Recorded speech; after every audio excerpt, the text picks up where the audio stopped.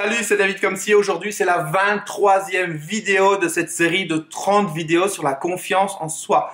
30 vidéos pendant 30 jours pour vous aider à obtenir des changements dans votre vie. Aujourd'hui, je vais vous parler de quelque chose d'absolument essentiel si vous voulez obtenir des changements dans votre vie et par répercussion, bien entendu, ça va jouer sur la notion de confiance en soi. Et ce dont je voulais vous parler aujourd'hui, c'est la notion de mental inférieur et mental supérieur. Il faut savoir qu'il y a deux parties en chacun de nous qu'on va schématiser, qu'on va appeler mental inférieur et mental supérieur. Ça n'a rien à voir avec ce que j'avais expliqué précédemment, à savoir le conscient et l'inconscient. Là, je parle juste du mental, de ce qui se passe dans votre esprit. Mental inférieur, mental supérieur. Je vous explique la différence entre les deux pour bien que vous compreniez.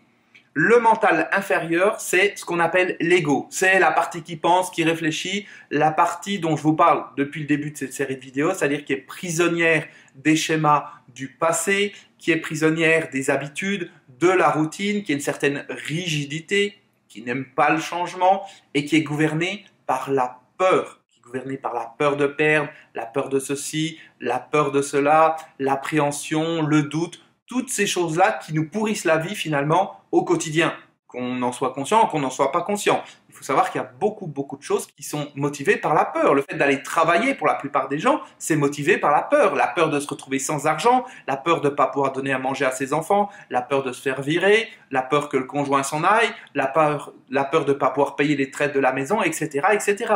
La peur, c'est quelque chose d'important chez la plupart des gens et encore une fois, on n'en est pas toujours conscient. C'est pas parce qu'on n'est pas conscient de quelque chose que ce quelque chose n'est pas là. D'où la prise de conscience dont je parle régulièrement. Donc le mental inférieur, c'est quelque chose dans lequel nous sommes au quotidien quasi tout le temps. On va dire à 99,9% du temps. Pour certaines personnes, c'est quasiment 100%.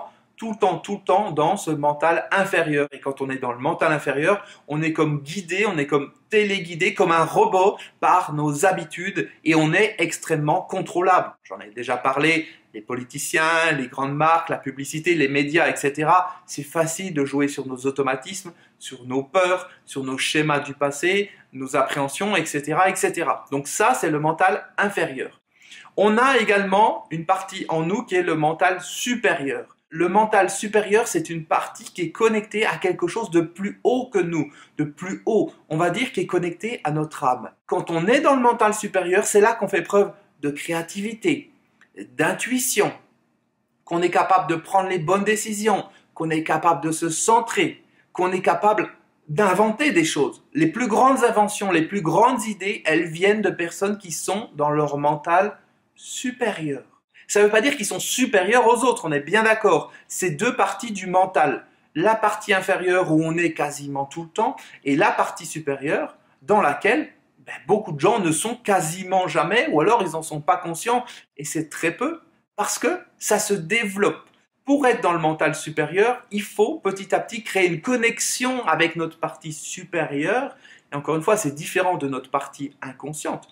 Il faut créer une connexion avec notre partie supérieure, avec notre âme. Et c'est ça qui va donner la créativité, qui va donner les idées, qui va donner les intentions, qui va donner tout un ensemble de choses qui finalement sont les choses les plus importantes de notre vie. Le sentiment de sécurité que vous recherchez, que nous recherchons tous, vous ne le trouvez pas dans votre mental inférieur. Vous le trouvez dans votre mental supérieur, c'est-à-dire la capacité à vous connecter à quelque chose qui est plus grand que vous. À partir du moment où vous êtes connecté dans ce quelque chose qui est plus grand que vous, vous allez vous sentir intérieurement différent. Et c'est ce travail en partie que l'on fait dans la programmation de 7 jours dont je vous ai déjà parlé plusieurs fois. Vous avez le lien qui se trouve dans la description de cette vidéo.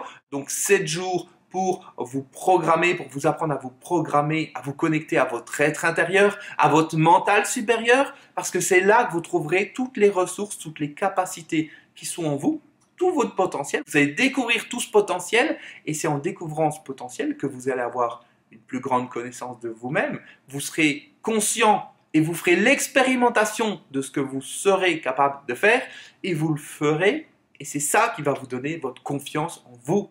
Vous avez compris le processus? Quand vous êtes connecté à votre potentiel intérieur, vous le sentez vous savez l'utiliser, vous savez l'expérimenter. Et là, vous avez du résultat et ça vous donne confiance en vous. La difficulté aujourd'hui, c'est que la plupart des gens, oui, ils savent qu'ils ont telle ou telle possibilité intellectuellement, mais ils n'en font pas l'expérience. Entre savoir quelque chose et en faire l'expérience, il y a une différence. Entre dire, tiens, il faut aimer son prochain, et puis réellement aimer son prochain, en faire l'expérience, être dans l'amour au quotidien, par exemple, eh bien, ce sont deux choses qui sont différentes. Savoir, c'est une chose, faire l'expérimentation, le vivre, c'en est une autre.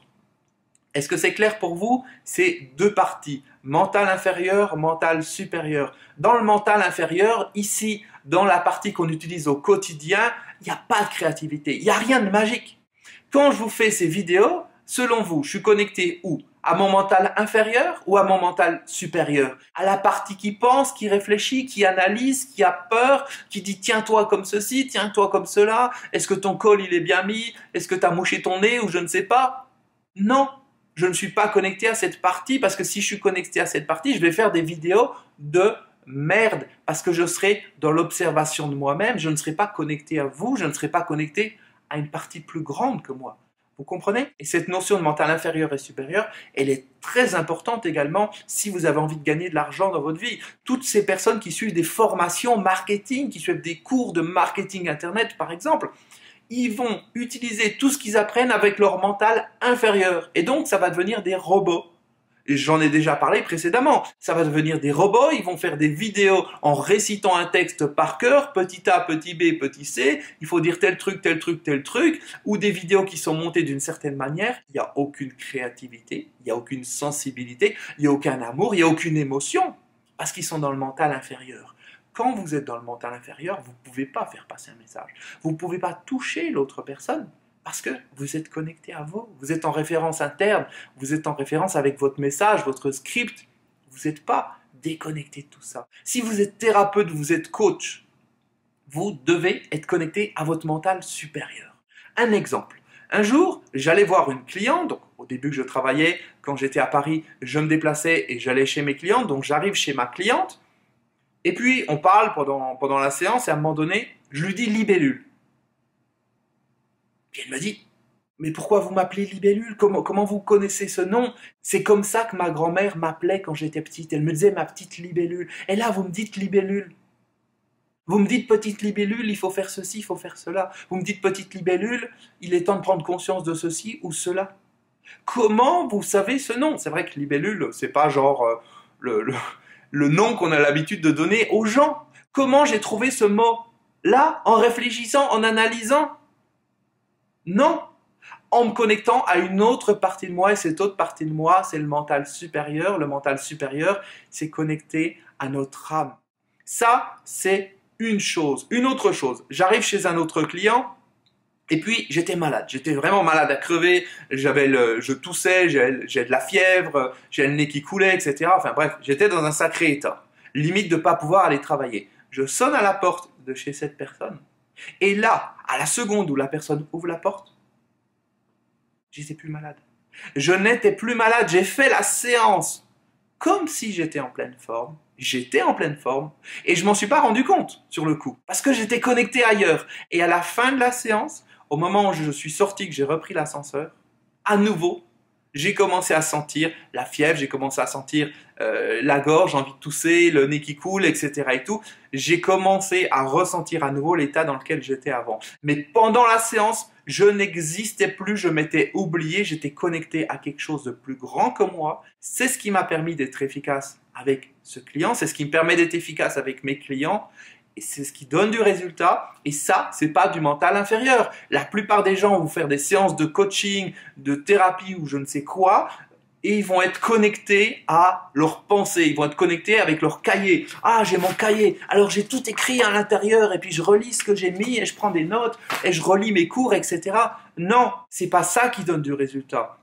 Il faut commencer, bien entendu, par apprendre des choses, mais ensuite, il faut lâcher tout ça, il faut oublier tout ça. Il faut devenir inconsciemment compétent. Je l'ai déjà expliqué, les 4 étapes de l'apprentissage, donc il faut devenir inconsciemment compétent et à ce moment-là, être capable de se connecter à plus grand que soi. Et là, il y a des mots qui viennent. On ne sait pas ce qui va se passer pendant la séance. Je me rappelle une personne qui a été formée avec moi en coaching qui disait, on avait un forum où on parlait entre étudiants, il disait j'ai mon premier client aujourd'hui, alors voilà ce que je vais lui servir. Il va rentrer, je vais lui faire telle technique, ensuite telle technique, etc., etc. Il avait déjà décidé à l'avance ce qu'il allait faire avec ce client alors qu'il ne le connaissait même pas. Il savait juste que cette personne venait, par exemple, pour arrêter de fumer. Il ne savait pas exactement qui elle était, ce qu'elle dégageait d'elle. Il ne sentait pas son énergie, rien du tout. Et il avait décidé à l'avance ce qu'il allait faire. C'est comme être dans la rue et puis voir une personne dire « Tiens, je vais aller parler avec cette personne et je vais lui dire telle ou telle chose. » Non, à un moment donné, il faut lâcher prise.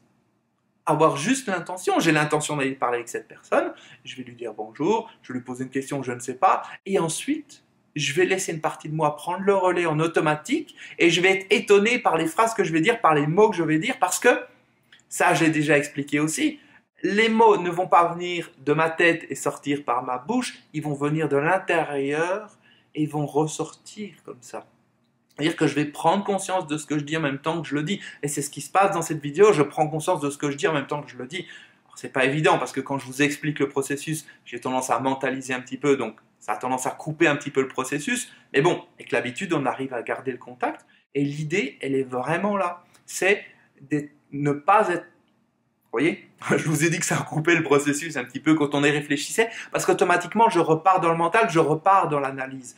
Donc, il faut à un moment donné pour relâcher prise, et ça se travaille. Ça se travaille dans ses relations, ça se travaille dans la communication, ça se travaille quand vous cherchez de nouvelles idées, dans votre travail, ça se travaille partout. La créativité, elle vient de là. L'intuition, elle vient de là. Les bonnes idées, elles viennent de là. Les grandes inventions, les grands chefs d'entreprise, les personnes qui sont capables de se connecter à elles-mêmes et de vous donner de l'émotion, c'est la même chose. Ce n'est pas là. Donc, comprenez bien cette différence entre le mental inférieur et le mental supérieur. Je ne peux pas vous expliquer aujourd'hui en 2 mots comment on passe de l'un à l'autre et à quel moment, parce que ça se travaille, il y a des exercices pour ça. C'est ce que je fais dans les 7 jours de reprogrammation dont je vous ai parlé, qui sont des séances audio que vous écoutez.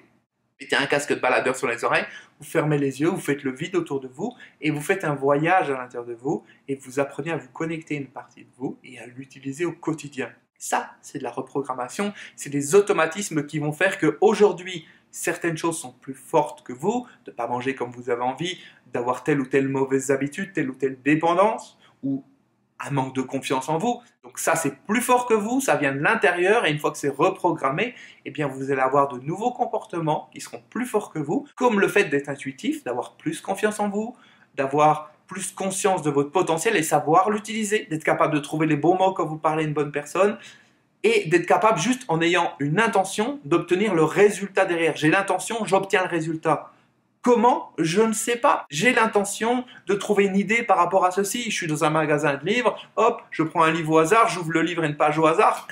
Il y a exactement la réponse à la question que je cherchais. Ça, c'est l'intention. Et vous pouvez l'utiliser avec cette série de 30 vidéos, l'intention. À un moment donné, quand vous avez vu la totalité des vidéos, ou quand vous avez déjà vu des vidéos précédentes, vous pouvez, quand vous avez un problème, quelque chose qui vous gratouille, prendre une vidéo au hasard. Vous regardez la vidéo au hasard, limite même, vous pourriez même mettre le curseur au hasard dans la vidéo à un certain endroit, et vous allez vous rendre compte que vous allez avoir la réponse à la question que vous vous posez. C'est exactement comme ça, parce que c'est une partie qui est inconsciente, une partie qui est plus grande que vous, qui gère tout ça, qui vous donne ce potentiel, et qui vous donne ensuite des résultats. Je le redis encore une fois, j'ai déjà dit des dizaines de fois, mais je le redis, c'est important.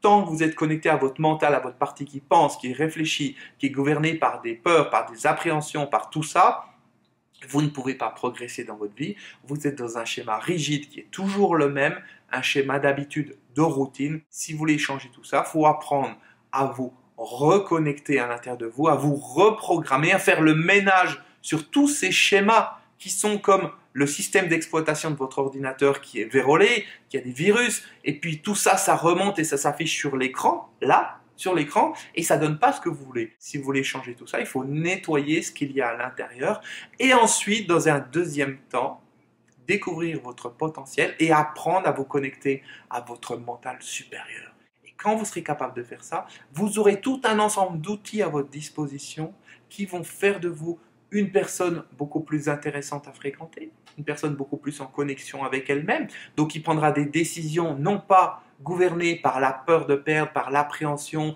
par le doute ou quoi que ce soit, mais des décisions qui seront prises avec une plénitude intérieure, dans une autre direction, des décisions qui seront beaucoup plus avisées, qui seront meilleures pour vous. Non pas des décisions qui vous maintiennent dans ce que vous êtes, mais des décisions qui vous emmènent vers ce qui est bon pour vous. Parce qu'il faut savoir que votre partie supérieure, qui est connectée à votre âme, eh bien, elle permet de faire circuler les informations. Et cette partie supérieure, cette âme, eh bien, elle a des projets pour vous. Elle a envie d'un ensemble de choses. C'est un petit peu comme, vous savez, le marionnettiste et la marionnette. Vous, vous êtes la marionnette. Petit à petit, vous allez prendre conscience avec ce marionnettiste et puis comprendre ce qu'il veut et puis le laisser faire ce qu'il a envie dans votre vie. Vous serez toujours vous-même, bien entendu, mais vous serez la meilleure version de vous-même. Et donc, quand vous serez connecté à votre mental supérieur, c'est pas quelque chose qui est là tout le temps. C'est quelque chose que vous pouvez déclencher de plus en plus fréquemment quand vous en avez besoin et quand c'est utile. Et à ce moment-là, vous aurez un potentiel qui sera beaucoup plus grand. Vous serez bien meilleur, comme j'ai dit, dans vos relations avec les autres, avec vous-même. Vous serez une personne beaucoup plus attractive. Vous attirerez à vous non pas uniquement les personnes, mais également les circonstances par rapport à ce que vous avez besoin. Vous saurez vous fixer des objectifs qui sont bons pour vous, non pas des objectifs qui viennent de là et qui dépendent de la peur de manquer, mais des objectifs qui vont vers l'épanouissement, des objectifs qui vont vers l'abondance, la vraie abondance et le partage avec les autres. Et là, vous aurez du résultat. Là, vous serez en chemin vers la vie que vous voulez. C'est OK pour vous? Donc cette notion de mental inférieur, mental supérieur, même si vous n'avez pas tout compris, dites-vous que petit à petit, ça va s'intégrer. Je vous amènerai d'autres informations dans d'autres vidéos pour que ça puisse continuer de faire son chemin. Mais je voulais vraiment vous expliquer ce concept aujourd'hui parce qu'il est important quand vous mettez votre focus là-dessus, mental inférieur, mental supérieur, vous allez pouvoir petit à petit, ensuite, avec un travail spécifique, apprendre à être de plus en plus de votre mental supérieur quand c'est nécessaire. Et je le redis une dernière fois, mental inférieur, mental supérieur, ça veut pas dire il y en a ils sont cons, il y en a ils sont intelligents. Non, non, non. C'est pas oh mon mental il est supérieur à ton mental. Non, c'est deux parties de votre mental, deux parties de ce qui se passe dans votre tête. Une partie inférieure et une partie supérieure. Et suivant les cas, on va être connecté à l'une ou à l'autre. Pour certaines personnes, ça va être connecté la quasi-totalité du temps à leur partie inférieure. Et pour d'autres personnes, mais elles sont rares, ça va être connecté à leur partie supérieure quasiment tout le temps. Mais encore une fois, elles sont rares. L'idée, c'est de pouvoir jongler avec les deux, suivant vos besoins du quotidien, pour avoir le meilleur de votre potentiel, savoir l'utiliser et avoir les meilleurs résultats. Voilà ce que je voulais vous dire aujourd'hui pour la partie mental inférieur, mental supérieur. Pour la reprogrammation, vous l'avez bien compris, vous avez le lien sous la vidéo. Dans la description, vous avez juste à cliquer dessus et je vous expliquerai comment vous pouvez vous reprogrammer à l'aide de ces 7 audios que vous allez pouvoir écouter tranquillement depuis chez vous, comme si j'étais là avec vous personnellement pour vous aider à vous transformer, à vous reprogrammer intérieurement. Et on va pouvoir couvrir d'une manière beaucoup plus approfondie tous ces sujets dont je parle dans les vidéos, mais ça ne va pas être intellectuellement. Ça va être un chemin que vous allez pouvoir faire, c'est quelque chose que vous allez expérimenter. Là, on est dans la connaissance, on est dans la théorie, dans l'information. Avec ce qu'on va faire ensemble, ça va être de l'expérimentation. Vous allez le vivre. Encore une fois, ça va être la même différence que entre parler d'amour et être amoureux. Ce sont deux choses qui sont différentes.